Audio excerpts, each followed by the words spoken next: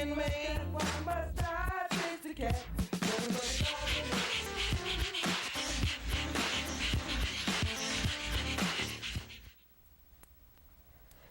Good evening and welcome to Posse Presents.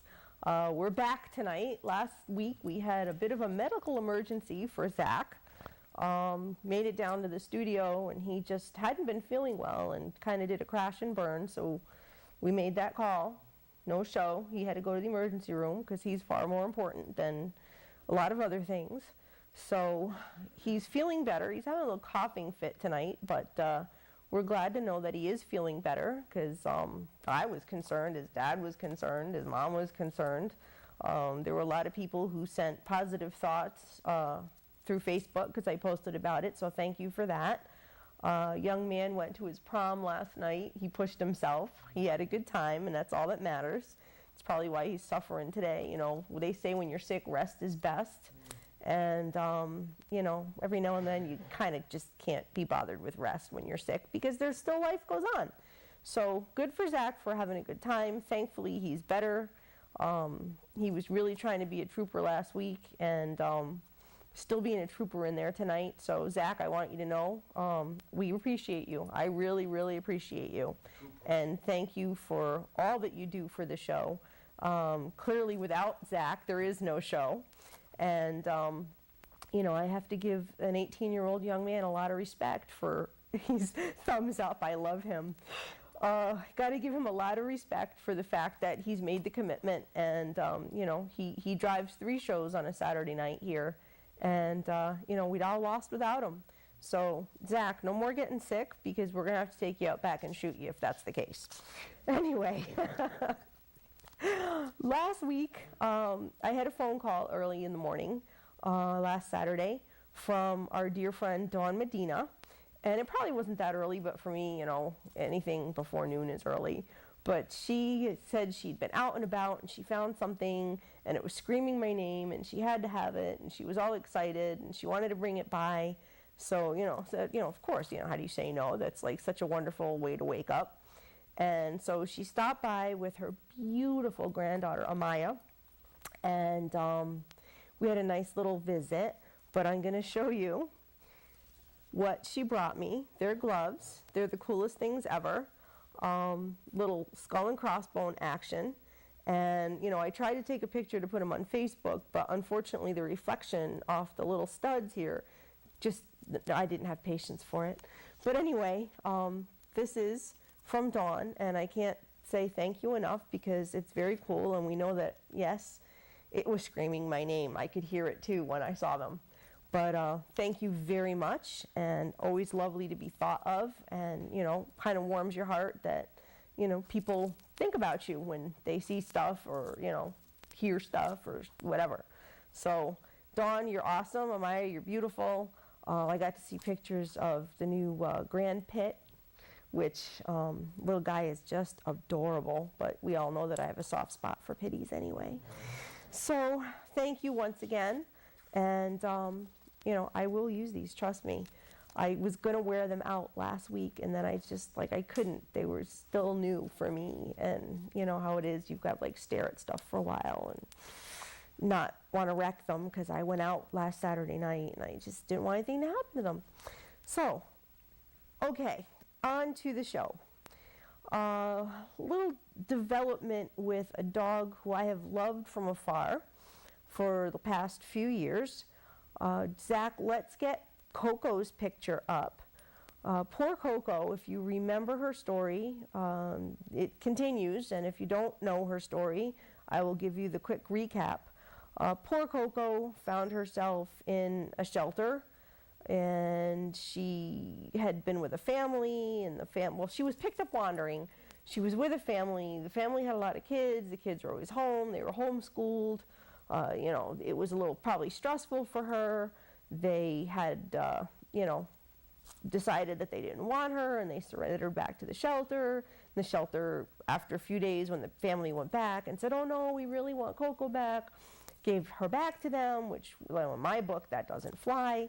And then there was something else that happened, and they didn't want her again. So she sat there and sat there and sat there, and pretty much it got down to the point where her time was up, and 20 Paws Rescue stepped in to pull her from the shelter to save her. And through all this, I got to befriend the girls at 20 Paws Shelter, 20 Paws to Share Shelter, and Marie Marsh, who was in England and Coco's #1 fan.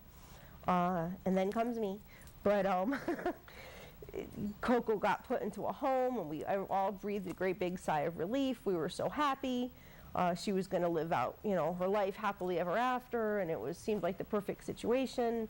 And then this guy turned into a bit of a flake, and there was another whole chapter in Coco's life where 20 Paws to Share had to get her back, and there was no place for Coco to go, so she spent some time at John Gagnon's, and now she's in a foster home, which is, a wonderful thing, and she's much loved, but it's not a real home. And the real sad twist of events that has taken place is that Coco had a couple of growths, and they had them removed, and they came back positive for cancer.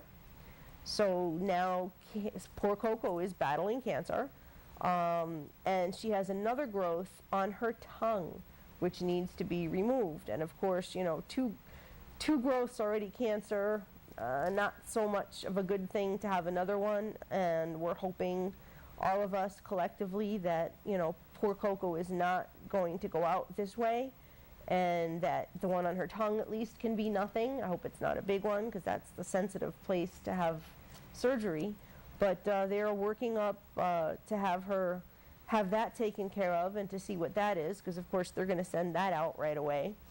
But if you want to find out all of what's going on with Coco and how you might be able to help support her, go to the Rescue Coco page on Facebook and check out the posts regarding Coco. I have shared some of the updates, and so I have done it on both my page and the Pound Posse Presents page, so it's been in both places. But poor Coco just really and truly can't get a break. And, there's been those of us who have watched her since she sprang up on Facebook, like I said, a few years ago, as this dog who needed a place to go. And it's been heart-wrenching. I've written about her a couple of times in my column, and, just love the happy updates.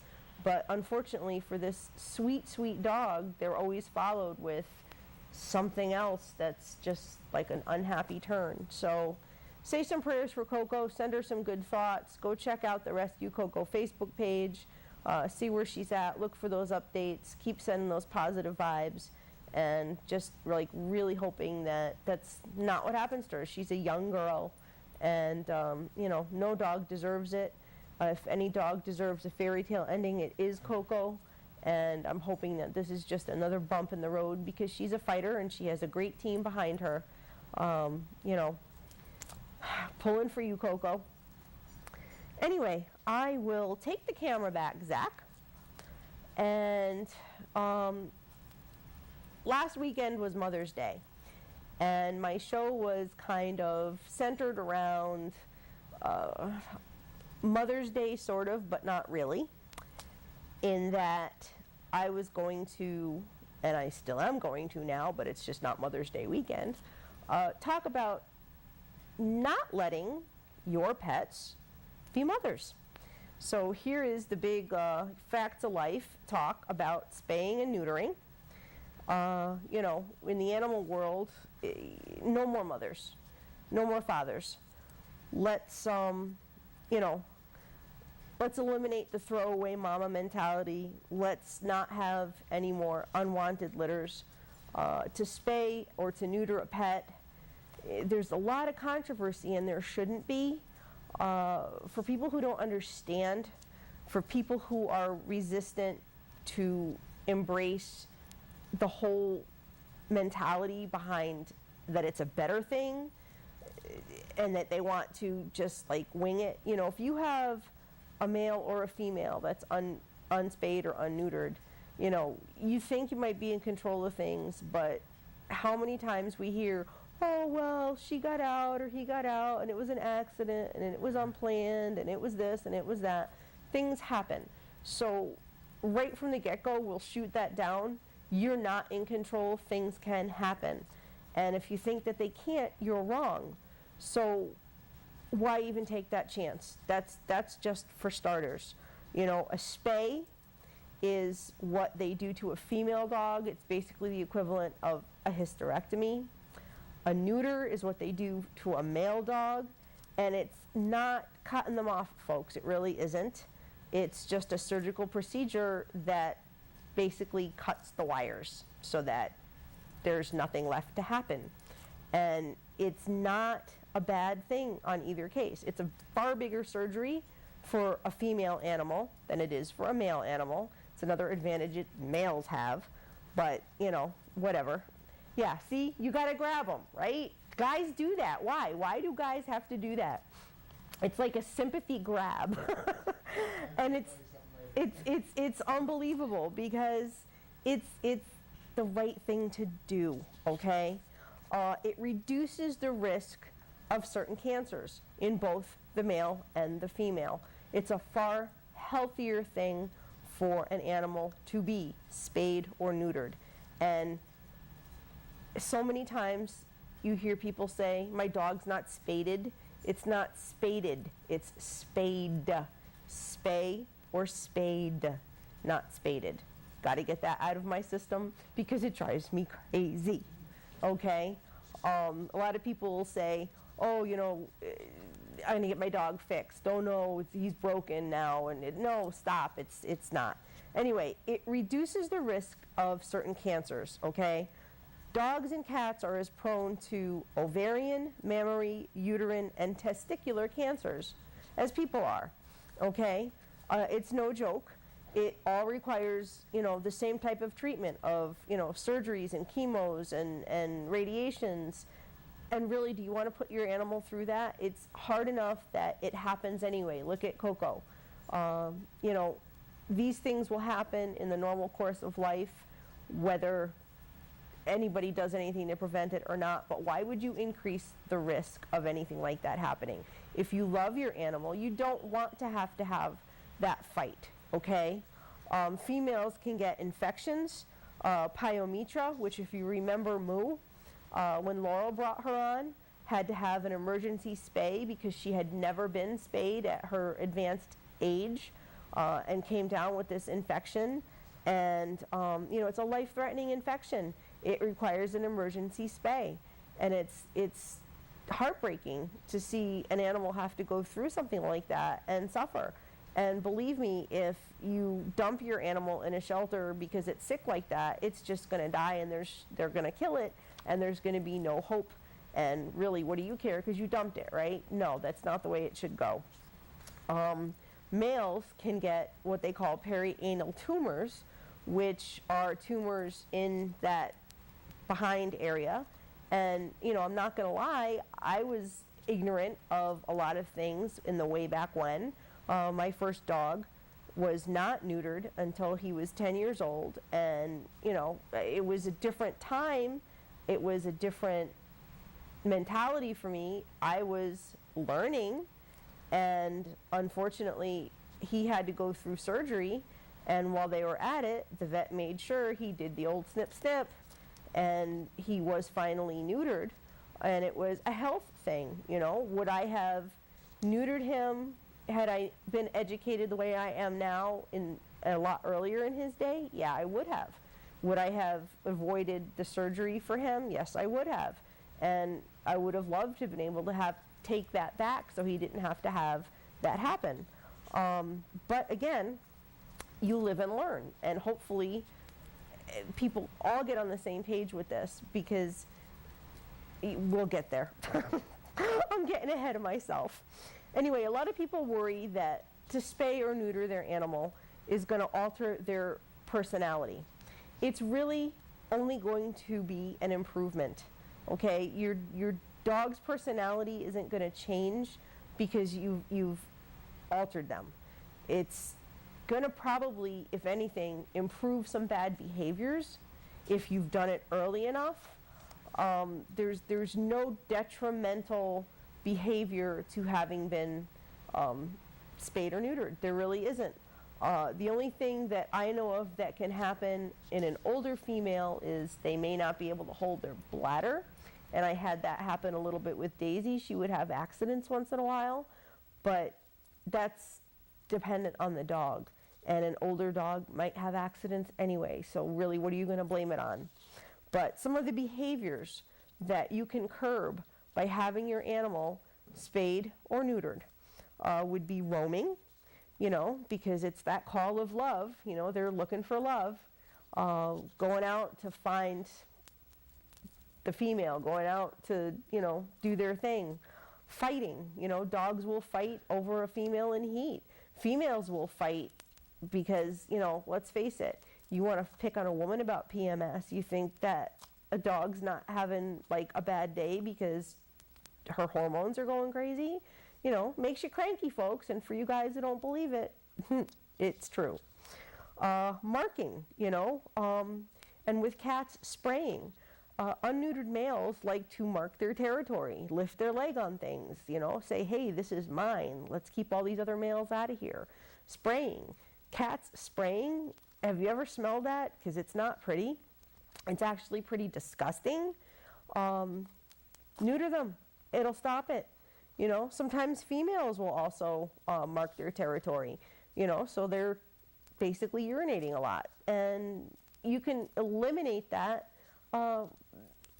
and not drive yourself crazy, not be mad at your animal for doing something that's instinctive, and make everybody happy. Now, one of the things that males do is mounting or humping. It's not always a sexual sign. A lot of times it's a dominance thing. And, you know, you can say, oh yeah, you know, my male's still doing that and he's fixed and all this other stuff. It's a dominance thing at some point, but much of it is the fact that they're not neutered. They're trying to own you basically, and that will go away, not necessarily right away because the testosterone has to leave the system, but it's something that will eventually even out, and it'll stop, and it'll make your life that much better. Again, hark back to my first dog there, my poor little Shih Tzu. Yeah, he was a little humper, and sometimes like it was really a problem, but he stopped once he was neutered, and it was like, wow, why didn't I do this years ago? That was the biggest change, and it was beautiful, and there was nothing wrong with it, and it was a positive change. So there's your proof. I lived it, I can tell you. It's really frustrating, and you know, a lot of times you have people want to complain that that's what their dog does, but they don't do anything about it. Well, you know, be part of the solution instead of part of the problem. Some aggression, some aggressive behaviors are because an animal is not spayed or neutered. And, you know, you can eliminate that as well. Again, it takes time, it may take a little training, but once the body adjusts to not having the hormones and the testosterone, that animal's life will be on a far more even keel, and you won't have the behaviors that you're complaining about. With the marking and spraying, you know, the earlier you do the neuter, the more chance there is to curb the behavior. Unfortunately, after a certain amount of time, it becomes an ingrained pattern. It becomes part of what they do. So there's another reason to do it, and do it early, instead of letting it just go and go and go and then finally breaking down and having your dog taken care of. You know, it's part of responsible pet ownership. Now, rabbits, believe it or not, are another critter that people keep as pets and can be very irresponsible with because, you know, multiply like rabbits. It's true. That's what they'll do. And there are certain veterinarians that will perform the spay and the neuter on the rabbits, and it makes them better pets too. Again, they have certain habits that are more prevalent when they are not altered, neutered, spayed, whatever you want to call it. So there's a lot of cause to take care of them as well.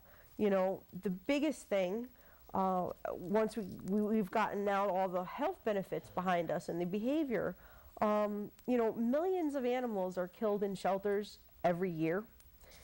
And it's probably time, Zach, why don't we pull up the little slideshow that we've got on the whole spay and neuter thing? Because I probably should have done this sooner, but got myself on a roll, and that's who I am, and that's how I do. But, millions of animals are killed in shelters every year. And people don't seem to get the fact that doing the right thing with their animals prevents so much of this. People are like, oh, well, I just want my dog to have one litter. No, because this is exactly what happens. They end up in a shelter and they end up dead. Just because you think you're going to find a good home, what's a good home? Do you know what a good home is? You don't. Sometimes all of us are fooled. So you're going to put your dog or your cat, your puppies or whatever you have into these homes, and you're going to think, oh, I did the right thing and I didn't hurt any animals. Well, for every animal that you breed in your backyard, it's basically in your house, whatever, backyard breeders is just a term.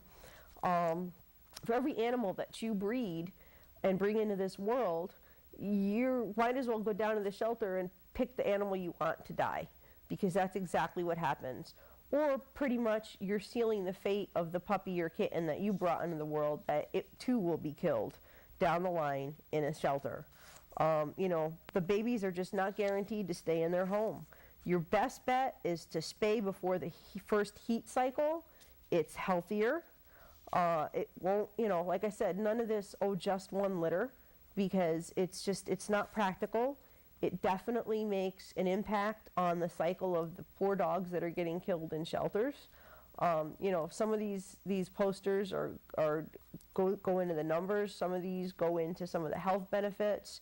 Doing the spay and the neuter at a very early age has become a trend, and I'm not sure how I feel about that. But there's a whole list of reasons. If you're going to let your pets reproduce, the first thing you need to ask yourself is, do you know what you're doing? The mother can't do it all. It's messy, it's noisy, it's costly. There's extra food, there's supplements, they need a good quality of food. You need vet visits, the babies need wellness visits, they need their vaccinations. That's a whole thing you're taking on for a good 8 weeks. What if there are health problems with these babies? What if there are sick puppies and kittens? What if there are birthing emergencies? I remember years ago a family let their dog suffer for days in labor, and they ended up having to take the last baby who was dead anyway. The other litters were, other puppies in the litter were fostered out, and they had to put the mom down because she was just such a wreck at that point. 8 weeks, not sooner, is when a puppy or a kitten should leave its home. People are trying to hawk them at a week, 5 weeks, and those dogs and cats are they're at risk. They're totally at risk. The cost of a spay or a neuter is nothing compared to what you'll have to pay for the medical things that you'll have to take care of if you don't get it done. There's just ultimate savings on the health problems and the wear and tear on your pet's life. The state offers a program for low-income people for vouchers for a spay or a neuter and a couple of shots. They also offer a program for feral cats. And, feral cats are another thing entirely. There are many people who care for these feral cat colonies. And, yeah, they are out there reproducing. But, there is the trap, neuter, and release programs that are set up for the cats. If their cat is friendly, they can find them homes, hopefully. If they are truly feral, they treat them, they vaccinate them. And here's a cat right there. You see how the one ear is tipped? That is a sign that that cat was trapped and returned after being neutered. That's what they do so that people know that, the cat has been attended to and not to have to trap it again unless it's sick. But, there's humane trapping of the animal. Have it examined, have it vaccinated, have the spay or the neuter done in a few days. If it truly is feral, return it to its colony, and at least it won't be reproducing. There are people who dedicate their lives to doing that. There are many avenues to do that, rescues and like clinics and vans that come around and will do these surgeries at a reasonable cost. There's probably, an endless amount of things I'm missing with all this, but I only have a certain amount of time.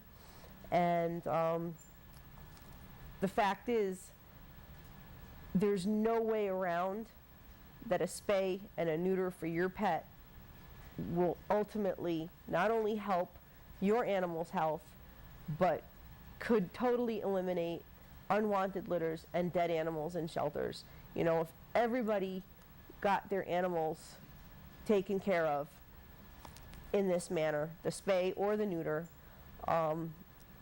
it should be mandatory as far as I'm concerned. I think that the shelters in Connecticut really should do it. There are a few, should do it before they're adopted out, because it guarantees that there's going to be no more future animals from that one. The numbers are staggering, folks. If you look at some of these posters that we're showing, absolutely staggering how many animals one animal can produce if they're allowed to reproduce. So I'll take the camera back, Zach. And if for nothing else and no other reason, you should care about your pet's health, for starters, and you really should care about the bigger picture and how animals are dying in shelters. It's not the responsible people who are contributing to the problem, but perhaps it's the responsible people who could help spread the word, who could get on the bandwagon to help educate people about spaying and neutering their pets. And that's really pretty much all I've got. I think I'm out of time. I've rambled and I've gotten on my soapbox, and it is what it is. And I think that once we have our credits, I will say peace, love, and dogs. Until next week, thank you very much for watching, and good night.